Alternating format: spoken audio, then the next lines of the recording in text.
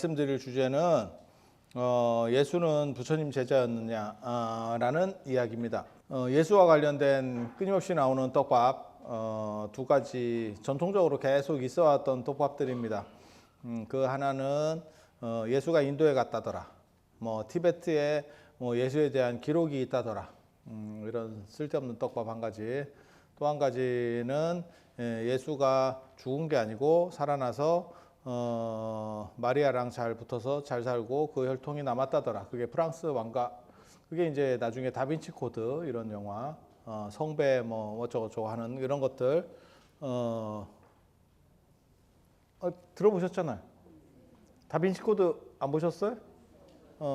영화는 그지 같았지만 책은 베스트셀러, 전 세계적인 베스트셀러. 영화가 그걸 잘 못 살렸죠. 소설을 살릴 때 영화가 너무 소설을 따라간 경우에 망한다라고 하는 거를 잘 보여주는, 조금 더 과장스럽게 해야죠. 그래서 아무튼 예수의 혈통과 관련된 그러한 이야기 한 가지. 그리고 예수가 이제 없죠. 특별히 앞뒤가 없는 사람이잖아요. 그냥 한 3년 동안 이렇게 대충 살았어요. 어렸을 때 목수 아들이에요. 이런 거. 그리고 피바람이 태어날 때 피바람이 불었어요. 예수를 견제하기 위해서 저거 쓸데없는 얘기들 이런 거 좀 있다가 갑자기 없어졌죠. 그리고 3년 뒤에 안 죽고 거기서 다시 살아나서 그러니까 화형 이런 거 해야 돼. 자꾸 이런 얘기 자꾸. 좀 확실한 걸 해야지. 십자가에 매달아 놓으니까 그래갖고 토리노 수위 이런 거 들어보셨어요? 토리노 성당의 수위. 거기에 이제 예수가 이렇게 찍혀 있다더라. 그 수위가 있는데 거기에 펴보면 이렇게 사람 형상이 이렇게 있죠. 다 조작이죠. 그건 바티칸에서도 밝힌 겁니다. 왜 연대가 그렇게 그 천의 연대가 2000년까지 안 올라가요. 그래서 경기 끝났죠. 경기가 그렇게 나오고, 그 다음에 예수의 제자들 무덤을 보면,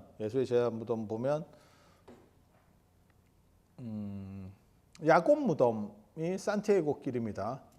산티아고 길의 끝에 있는 게 산티아고 순례길 들어보셨잖아요. 요즘 순례 어쩌고 우리나라도 뭐 하면서 댕기는지 모르겠는데 올레길 둘레길 하면서 막 5만 3천을 다 지신밟기를 하고 다니잖아. 길 문화에서 가장 전설적인 길, 아니면 가장 인지도가 높은 길, 산티아고 길. 두 번째가 일본 시코쿠 순례길. 시코쿠 순례길 처음 들어봤구나. 88개의 절들을 이렇게 순례하면서 다니는 시코쿠 순례길. 홍법대사가 공예 후카이가 이렇게 가는 그 순례길이 있어요. 원래 이 걷는 길의 문화들이 사실은 순례길과 관련되는 거고, 그 산티아고 순례길에서 맨 마지막에 콤포스텔라 그 성당이 야곱 무덤입니다. 야곱 무덤. 몰라 야곱 무덤인지 뭔지 말 같지도 않은 헛소리지. 그게 예수 제자 무덤이 왜 갑자기 발견이 돼? 말 같지도 않은 얘기예요. 그런데 이제 누군가 또 조작했지. 그 부분을 이제 조금 국가를 안정시키기 위해서, 이제 우리나라가 떡상하겠습니까? 이러면서 이제 또 기독교적으로 이제부터 하는, 보통 그렇게 많이 해요. 그렇게 해서 아니 그게 연대가 진짜 예수 정도 비슷하거나 안 그러면 예수 죽고 한 200년 이러면 좀 말이 되는데 전혀 동떨어져. 그러다 갑자기 양치는 놈이 비친다 그래갖고 파보니까 야곱 무덤이에요. 내가 스리랑카의 그 불치사의 부처님 사리도 무슨 개구라 내가 이렇게 얘기하잖아. 그게 이유가 뭐냐? 걔네가 500년대인가 들어가요. 그 사리가. 부처님 당대는 아니더라도 부처님 돌아가시고 한 200년 뒤에 스리랑카 불교의 개창자가 마힌다하고 쌍가미타 그 아쇼카 왕의 아들과 딸이니까 걔네가 갖고 갔어요. 그러면 오케이 이렇게 생각할 건데, AD 500년대 우리나라에 372년에 불교가 들어오고 384년에 백제에 불교가 들어오는데 500년 되면 우리나라에도 불교 들어오고 한참 지나서. 그런데 거기에 사리가 왔대. 야, 천년 지난 거를 믿어야 되나라고 생각하는데 실제로 그 사리를 보면 치아인데 이만하죠. 이게 사람 이빨 어떻게 해야 사람 이빨이 이렇게 될까요? 라는 생각이 드는 거지. 왜? 내가 신심이 부족해서. 내가 스리랑카 불교도들보다 신심이 부족해요. 그래서 산티아고 순례길 다니는 사람은 믿는 거죠. 다 믿는 건 아니고 이제는 지금 이제 어떻게 보면 관광 코스 비슷하게 됐잖아. 그래서 예전 사람은 믿었던 거고 그냥 앞뒤 이렇게 보면 좀 웃기죠. 좀 웃기죠. 그냥 조작한 느낌이 너무 세게 나죠. 그래서 거기 있고 또 이제 무덤 예수 제자 무덤 중에서 제일 유명한 거는 베드로 성당이죠. 바티칸의 베드로 성당, 베드로 뼈 위에다가 이렇게 했다는 거죠. 베드로 뼈를 또 어디서 구해와가지고 그걸 또 했다는 거죠. 어디서 구했는지 잘 모르겠는데 아무튼 일단 베드로 뼈. 그래서 베드로 성당. 바티칸 가보시면 그거 대단하죠. 진짜 어떻게 보면 유럽 건축을 대표하는 건축이죠. 그거 지으면서 돈 떨어져서 그 면제부 팔고 그렇게 해서 막 셀이 넣었더니 이제 어떻게 보면 천주교가 휘청휘청했죠. 휘청휘청했죠. 그게 이제 베드로 성당. 그리고 또 뭐가 있냐면 또 하나는 아이러니하게도 인도에 있습니다. 도마 무덤. 인도의 예수의 12제자 중에 한 명이 인도 남인도의 첸나이에 있습니다. 첸나이에 제가 가봤습니다. 이게 이제 어떻게 보면 또 다른 떡밥과 연결되는 부분이죠. 예수 제자가 왜 인도? 아니 좀 그렇잖아. 너무 먼 거 아니요? 라는 생각을 할 수 있고 그거 말고 이제 조금 유명한 사람 무덤이 베네치아에 있죠. 마르코 광장. 그게 마르코 성당 때문에 그렇죠. 마르코가 마가입니다. 누가 마가, 요한 뭐 이렇게 할 때 그 사대복음의 어떻게 보면 저자. 마르코 마가예요. 마가. 산티아고는 야곱이고. 뭐 그렇게. 그렇게. 그래서 남인도에 왜 라는 이제 마크가 찍히게 되는 거죠. 그리고 참고로 말씀드리면 저는 예수가 실존 인물인지를 정확하게 판단할 수가 없다라고 생각하기 때문에 예수가 뭐 인도까지 와서 부처님 제자가 됐는지 불교도가 됐는지 쉽게 말해서 부처님 제자가 될 수는 없고 연대상 불교를 뭐 배웠다 뭐 이런 썰이 있는 거예요. 썰이. 그런데 뭐 모르겠고요. 정확하게는 모르겠고 왜냐하면 실존 인물인지도 잘 모르겠는데 이게 말이 되나 싶은 거죠. 그래서 정확한 판단은 잘 못하겠는데 아무튼 동쪽으로 갔다 서쪽으로 갔다 예수가 안 죽었다를 필두로 해서 동으로 갔다 서로 갔다 두 가지 설이 있는 거예요. 서로 가면 다빈치 코드, 동으로 가면 불제자였다, 불교 제자였다 이렇게. 그 썰이 그 동으로 갔다 썰이 그러니까는 예수 기독교가 뜨고 난 뒤에 일이겠지. 그러니까 예수라는 사람이 논점 안으로 들어오게 되는 거지. 초대교회 예수 그지 같았거든요. 그 상황 자체가 별로 좋지 않았었고 그래서 훨씬 후대에 아마 만들어지기 시작하는 일들일 거예요. 그래서 어떻게 보면 그렇게 해서 끝난 게 아니고 또 다른 방식의 삶으로 이어졌다. 라는 주장을 걔네들이 하고 있는 거고 그렇게 해서 동으로 갔는지 뭐 서로 갔는지 서로 가서 뭐 프랑스 왕조의 시조가 됐는지 뭐 어쩐지 모르겠어. 그건 아무튼 다빈치 코드야. 그렇게 되면 서로 가면 다빈치 코드, 동으로 가면 불제자였던 예수. 그리고 우리 어렸을 때는 예수가 인도로 갔다라고 하는 책이 상당히 유행을 했었습니다. 그래서 불제자였었던 예수에 대한 얘기도 있었고 그 다음에 인도에서의 예수의 생애 그 당시 유명한 출판사로 고려원이라고 하는 게 있었습니다. 고려원 아시면 또 다 오래된 사람들이에요. 지금 망한 회사입니다. 어떻게 보면 가장 출판을 대표하는 김영사보다 더 컸을 거예요. 저 잘 모릅니다. 정확하게는 잘 모르겠는데 그 당시에 아무튼 날렸던 회사인데 나중에 망할 때 얘기를 들어보면 저도 궁금해서 이제 물어봤었는데 뭐 교재인가 뭐 100 몇십억을 들여 미쳤지. 책 팔아서 도대체 얼마나 남는다고 100억이 넘는 돈을 들여서 책을 만든다고 생각을 했는지 모르겠어. 그래서 그게 잘못돼서 잘 안 팔려서 망했다라고 하더라고요. 그걸 이제 보충을 못 하고 뭐 영화도 그럴 수 있잖아. 예를 들어서 계속 잘 될 줄 알고 그 고려원의 히트 상품이 어떻게 보면 그 영웅문이었었거든요. 영웅문, 손자병법 뭐 이런 거 기억나십니까? TV에서 선전 되게 많았었지. 정비서 선생의 손자병법 뭐 이런 거. 그 다음에 영웅문 뭐 이래가지고 진짜 많이 팔렸던 진짜 어떻게 보면 베스트셀러 중에 베스트셀러였었는데 저도 그런 책이 되고 싶습니다.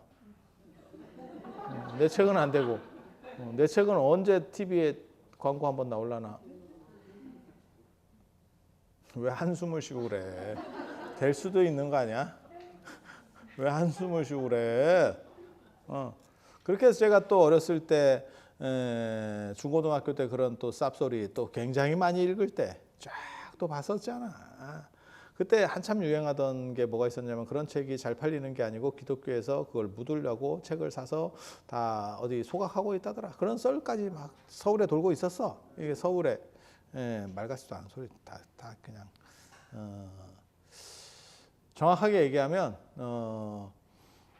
지금 알려진 그러니까는 성서가 그거는 정본이고 걔네들이 종교회의를 통해서 정본을 뽑아놓은 거고 그 외에 많은 그룹들이 있어요. 그러니까 뭐 무슨 얘기를 하려고 하는 거냐면 춘향전 뭐 이런 거가 우리가 알고 있는 춘향전 말고 버전이 수십 가지가 있어요.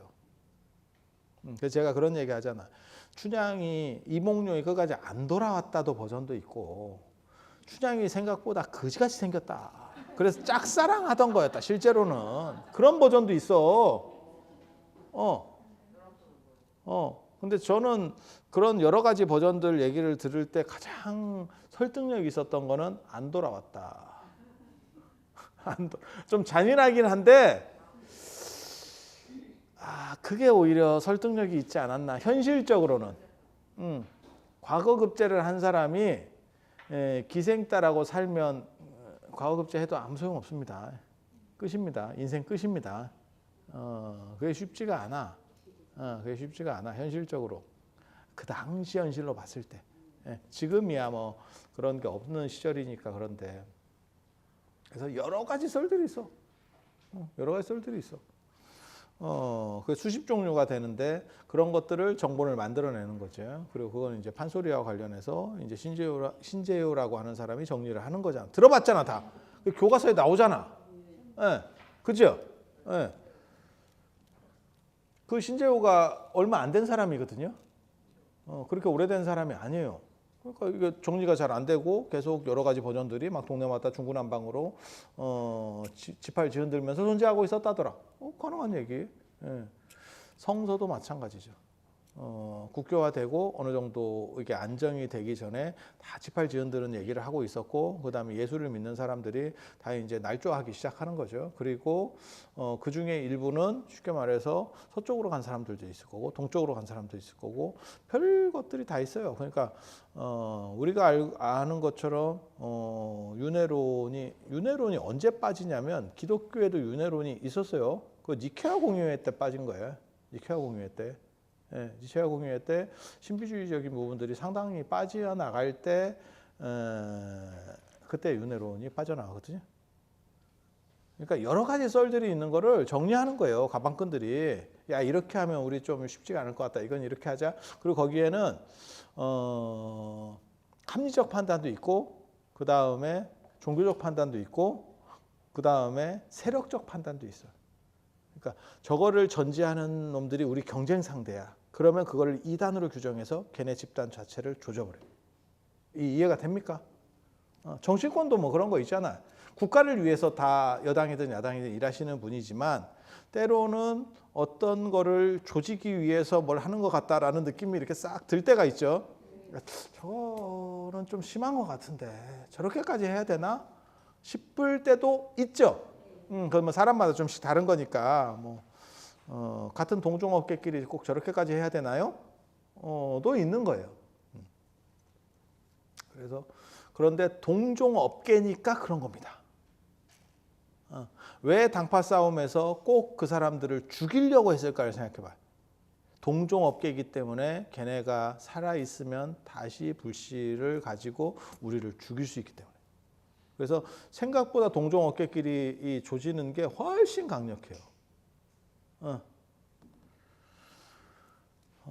그래서 인도 쪽으로 간 팀들도 있고 그들은 예수의 정당성을 주장하기 위해서 자기네 기록 속에 예수를 집어넣어버린 거죠. 우리가 정통이야. 그런 썰들이 일부 있었던 것 같아. 그리고 그들이 얘기하는 주장들에 도마복음도 그렇고 그들이 얘기하는 주장들에 의외로 불교하고 연결점이 있는 것들이 있어요. 그래서 예수가 붓다의 제자였지 않나라는 썰들이 있는데 사실은 그 문제는 이해하기가 쉽습니다. 왜? 불교가 경전이 한두 개가 아니고 이따시만큼 있기 때문에 비슷한 걸 찾으면 찾을 수 있습니다. 저는 우리 선생님이 예전에 그 말 하신 게 되게 재밌었는데 어저께 제 취임식 때 오셨는데 사람 많아서 못 보고 가요? 이렇게 하더라고. 그래서 아유 세상이 참 바뀌었구나라는 생각을 했거든. 그거는 잘 나갈 때 내가 얘기하면 콧등으로도 안 듣더만. 정년퇴직하고 이제 쓸쓸하니까 반갑다 친구야. 이러면서 인생이 다 그렇지. 그런데 그어른이 저한테 그 얘기 해준 건 되게 재밌어요. 불교는 자료가 많고 쉽게 말해서 경전이 많기 때문에 어떤 사안에 대해서 그렇다라는 거를 주장하기 위해서도 그렇다를 주장해도 한 수레가 나오고 아니다를 주장해도 한 수레가 나온다. 경전이 너무 많은 거예요. 그래서 기독교에서 주장하는 기독교의 특수파들이 주장하는 것들과 일치되는 것을 찾으려면 찾을 수 있는 거야. 이해가 됩니까? 그렇다고 해서 그것이 꼭 예수가 인도까지 왔느냐? 그러니까 인도로 전파된 기독교파도 존재했던 거야. 근데 나중에 인도에서는 쉽게 말해서 힌두교나 이런 애들한테 다 갈려버린 거지. 이해가 됩니까? 불교도 로마로 갔다니까. 불교가 로마로 갔다니까. 언제? 아쇼카 왕 때? 그때는 로마가 제대로 작동하기 전인데 서쪽으로 갔어요. 그때 법대관을 파견했다라고 하는 내용들이 나오거든요. 그런데 그쪽에 왜 영향력이 안 남아 있습니까? 그쪽 문화가 어느 정도 이상 방어력이 되니까 갈려버렸죠. 제가 얘기했잖아. 당태종 때 노자를 인도말로 번역해서 인도로 보냈다는 기록이 현장에 관련된 기록에 나온다. 하지만 인도 쪽에는 단 한 줄도 나오지 않는다. 갈린 겁니다. 그게 갈렸다는 뜻이 뭐냐면 개무시, 요즘으로 말하면 무풀입니다. 무풀. 아무도 보지 않았다. 이해가 됩니까? 그렇게 되는 거예요. 그래서 인도 쪽으로 온 사람들도 있고 그들이 어느 정도 이렇게 하고 자기네 당일성을 주장하기 위해서 인도적인 이야기들도 넣고 그다음에 불교적인 것도 좀 들어갈 수도 있고 이런 전승들이 남아 있는 거예요. 그래서 인도에서 예수의 생애 이렇게 해서 책도 있고 그런 것들이 있었어요. 근데 듣고 보면 그럴듯하지만 조금 더 자세히 보고 전문적으로 약간만 파고들면 애매하죠. 이게. 가장 대표적인 게 요즘 우리나라에 안 들어오더라고요. 예전에 저 어렸을 때는 서울에 되게 많이 있었는데 약간 중절모 쓰고 미국 사람이 둘이서 이렇게 서 있어요.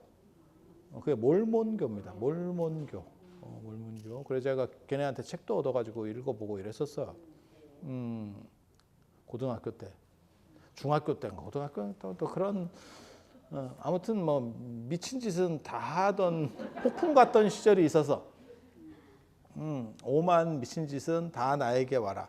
그게 이런 때 이렇게 작동하리라고 누가 생각했어? 그 몰몬교 경전을 읽어보면 뭐가 있냐면 예수가 미국에 나옵니다. 그게 그래서 몰몬교가 대단하다는 거예요. 예수가 미국에 나와. 그래갖고 나타나가지고 여기야말로 대단한 거예요. 이렇게 얘기하고 가. 그게 걔네의 시작이야. 이해가 됩니까? 우리가 정상적으로 들을 때는, 그러니까 저 같은 사람은 예수가 실존 인물인지도 모르겠는데 뭐 미국에 재림을 해갖고 나오고 뭐 이게 무슨 개 쌉소리인가 싶지만 한 번 더 들어보면 우리에게도 있죠. 하나님이었다가 돌아가신 우리 통일교도 있고, 강정산도 자기가 구천 황제래. 그래서 막 전 우주를 들었다 놨다 한대. 입으로는. 그런데 막상 제가 그런 분들 언제나 얘기할 때 늘상 하는 얘기 있잖아. 다른 거 힘든 거 하지 말고 그때 일본을 좀 떼찌떼찌해서 우리나라를 좀 광복을 시켜주든지, 아니면 문선명 씨가 그렇게 대단하면 남북 통일을 좀 시켜서 저 북한 놈들 이렇게 좀 싸대기를 몇 대만 때려가지고 이렇게 좀 해주면, 그리고 조금 더 능력이 있으면 고구려 땅까지 약간만 이렇게 좀 해주면 그런 생각이 드는데 그냥 입만 계속 털죠. 나랑 똑같지? 입만 털어. 입만 털면 너랑 나랑 차이가 뭔가 싶은 생각이. 그나마 나는 근거 있는 걸 터는데 그거는 자기 주장만 털어. 주장만 있지 근거도 없어. 그렇대. 아니면 말고. 그래서 그 몰몬교를 생각해 보면 인도로 내려온 어떠한 기독교 파가 인도 문화와 섞이는 과정에서 그때 불교가 잘 나갈 때, 그럼 불교 문화가 당연히 들어갈 수 있죠. 우리가 요 전 시간에 그 얘기 했었잖아. 중국 39위 화엄성중이 우리에게 들어와서 우리 신들과 이렇게 물타기를 해서 에스프레소가 아메리카노가 됐다. 비슷한 식으로 변형될 수 있겠지. 그리고 그들이 끝까지 남긴 게 뭐냐면 첸나이의 도마무덤. 그러니까 12제자의 무덤 중에 하나가 인도, 그것도 남인도에 이게 뭔 소린가 싶은 생각이 들지만 그들은 그러한 정당성을 가지고 계속 뭔가 얘기를 했었던 거죠. 그러면 그들의 전승이 계속 내려왔느냐? 별로 그렇지 않죠. 그냥 딱 봐도 인도에서 내려왔을 것 같지 않죠. 있어요. 남인도에 가면 의외로 기독교가 좀 있어요. 북인도 쪽이나 중인도 쪽하고는 달라. 좀 있긴 있어. 하지만 뭐 그게 이렇다 할 정도의 뭐는 없죠. 그리고 바티칸 입장에서는 처음에 그런 얘기를 들으면 뭔 개소리 이렇게 나왔겠죠. 지금은 어느 정도 오히려 인정해주는 쪽이에요. 왜? 그렇게 해서 세력을 넓혀야죠. 인도 쪽에도 우리 이렇게 야 침발했다. 인도 한번 바르고 야 인도 사람도 많은데 이렇게 해야 들어가기가 좋죠. 그래서 그런 정도 생각하시면 돼요.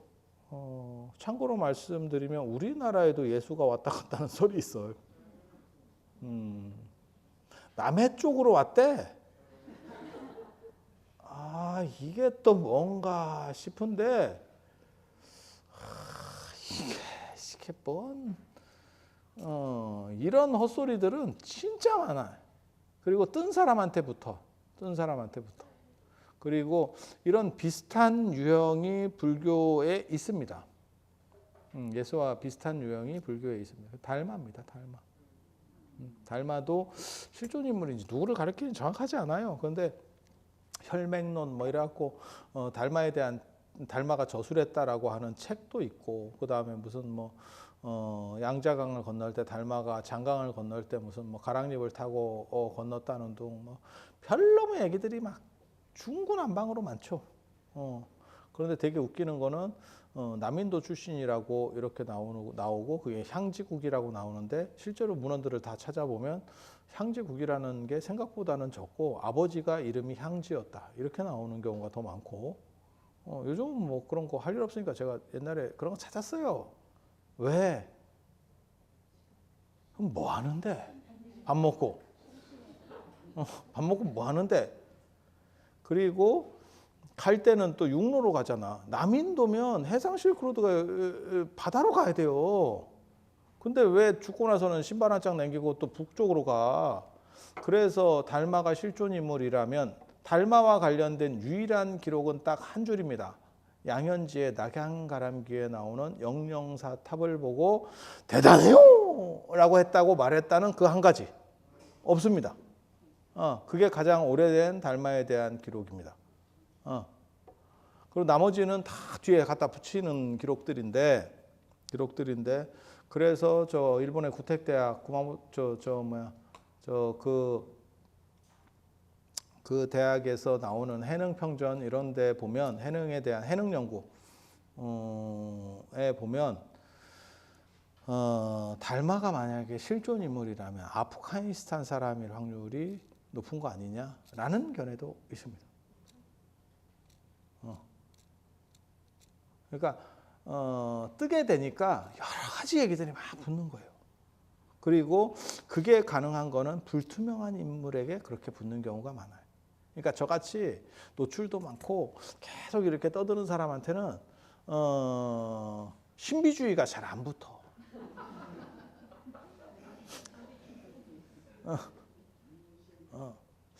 외국에 나가서 누구랑 같이 산다더라.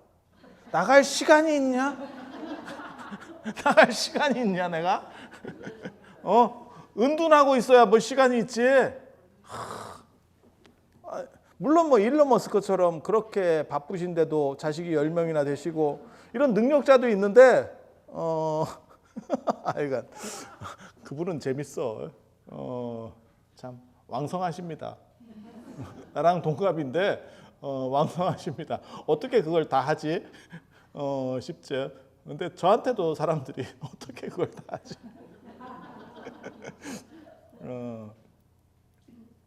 그래서 이런 썰들이 어떻게 보면 그 지역의 정당성을 주장하기 위한 썰이에요.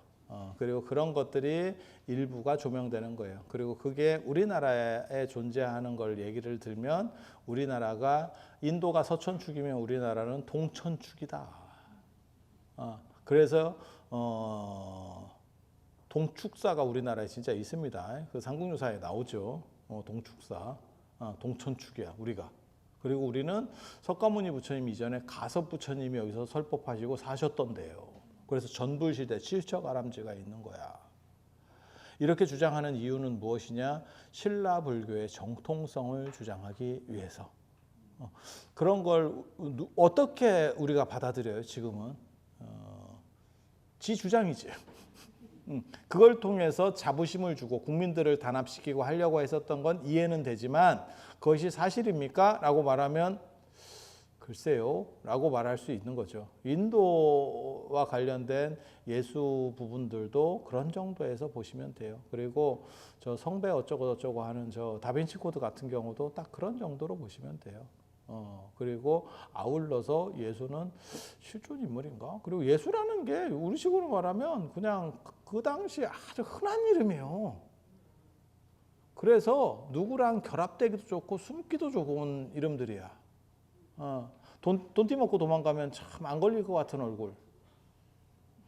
뭔 얘기인지 알아들으시겠어요? 그런 이름이란 말이야. 그래서 이게 맞나 어쩌나 싶을 정도까지 의심되는 정도. 그리고 너무 신비적으로 이거를 만들어놔서 신비적이어서 오히려 가공하기는 편해요. 우리같이 드러난 사람들이 가공하기가 어려워. 드러났는 데다가 우리 같은 사람은 또 솔직하잖아. 그런 느낌 안 들어? 내숭 별로 없음. 사람 많은 데서도 짜증나면 짜증냄. 앞뒤 잘 안 가림. 지랄함. 뭐 이렇게. 이거는 굉장히 대단한 거예요. 여러분 몰라서 그래. 선불교는 자신의 마음을 그대로 드러내.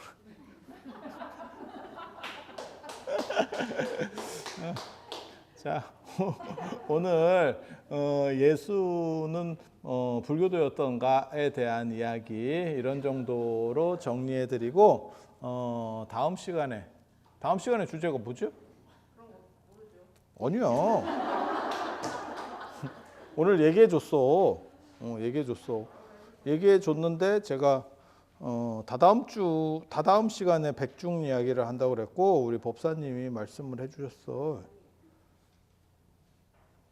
임진왜란 때 스님들이 칼과 창을 든 것은 옳은 결정인가?